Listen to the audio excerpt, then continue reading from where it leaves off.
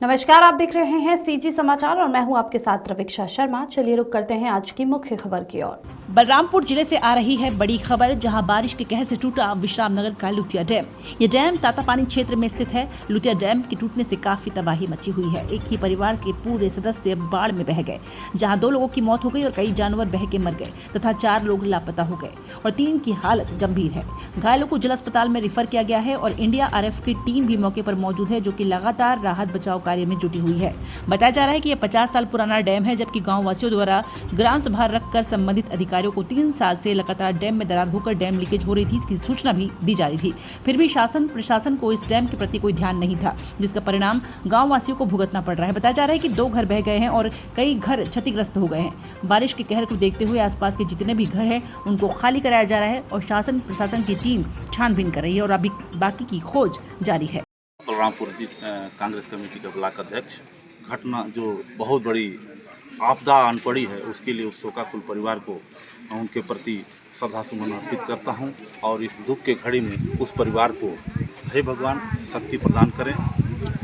और दूसरी बात, अभी जैसा कि हम लोगों ने यहाँ पर मिले पीड़ित परिवारों से, उन्होंने बताया कि इस बांध के जो दरार पड़ गया था, जिसकी सूचना हम लोग ने समय समय पर शासन और प्रशासन को दिया था, परंतु शासन के उदासीन रवैये के कारण आज ये घटना, हृदय विदारक घटना जो घटा है, वो कहीं न कहीं नहीं होता, जिससे साफ होता है कि शासन प्रशासन ये चाह रहा था कि यह घटना हो, तब हम जाके यहाँ पर देखें लोगों की स्थिति को।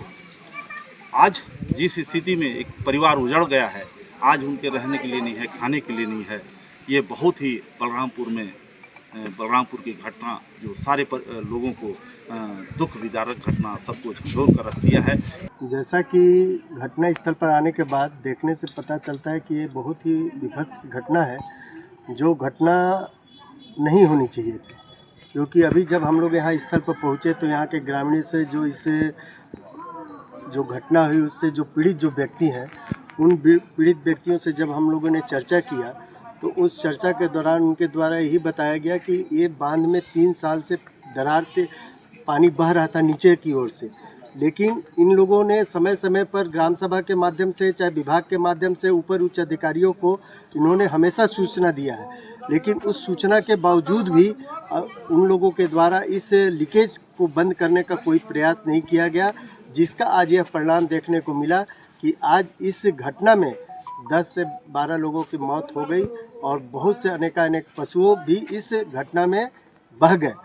हम तो यही कहेंगे कि इसमें कहीं न कहीं पूर्ण रूप से जल संसाधन विभाग के अधिकारियों का दोष है, जो उनके द्वारा यहाँ पर चौकीदार नियुक्त किया गया था। जैसा कि अभी पता चला कि चौकीदार के द्वारा भी यह कहा जा रहा था कि हमने भी विभाग को सूचना दी थी, तो निश्चित रूप से अगर ऐसी बात थी तो जल संसाधन विभाग के अधिकारियों के ऊपर आपराधिक कार्रवाई होनी चाहिए, क्योंकि जल संसाधन विभाग के अंतर्गत ये बांध आता है और उनका ही एक कर्तव्य होता है कि ये बांध का रख रखाव और देखभाल का जिम्मा।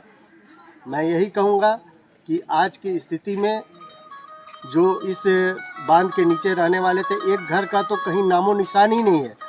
हमको लगता है कि उसके बगल में एक पक्के की मकान बन रही थी, जो या तो प्रधानमंत्री आवास योजना होगा, वो भी बहा के ले गया। और उस घर में जितने भी पीड़ित व्यक्ति सो रहे थे, उनका कोई अता पता नहीं है। उसमें से 1-2 व्यक्ति ही बच पाए हैं, बाकी रेस्क्यू के माध्यम से NDRF की टीम, नगर सैनिक की टीम सब लगी हुई है। प्रशासन भी मौके पर समय पर पहुंच गया है, लेकिन मैं सीधा जल संसाधन विभाग पर यह आरोप लगाता हूं।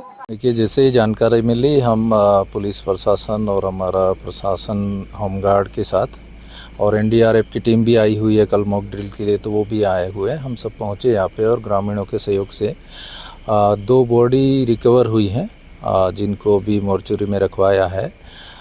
3 घायल हैं, उनको हमने शिफ्ट किया है हॉस्पिटल में, और 4 मिसिंग हैं। उसका अभी 2 टीमें नदी नाले के दोनों तरफ हैं, वो देख रही हैं, सर्चिंग कर रही हैं, कोई घायल है या मिसिंग है उसको ढूंढने का प्रयास कर रहे हैं।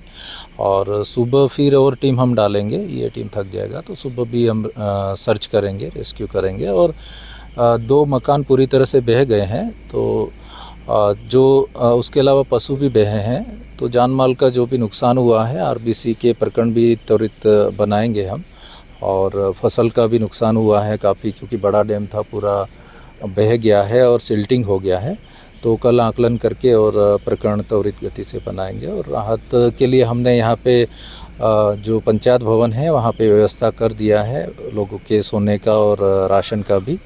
और हमारी टीम यहाँ अभी उपस्थित है, पुलिस फोर्स भी उपस्थित है सुरक्षा की दृष्टि से रात में भी, और राहत काम चल रहे हैं। आप देख रहे हैं सीजी समाचार, खबर पल पल की। चैनल को लाइक सब्सक्राइब करना ना भूलें।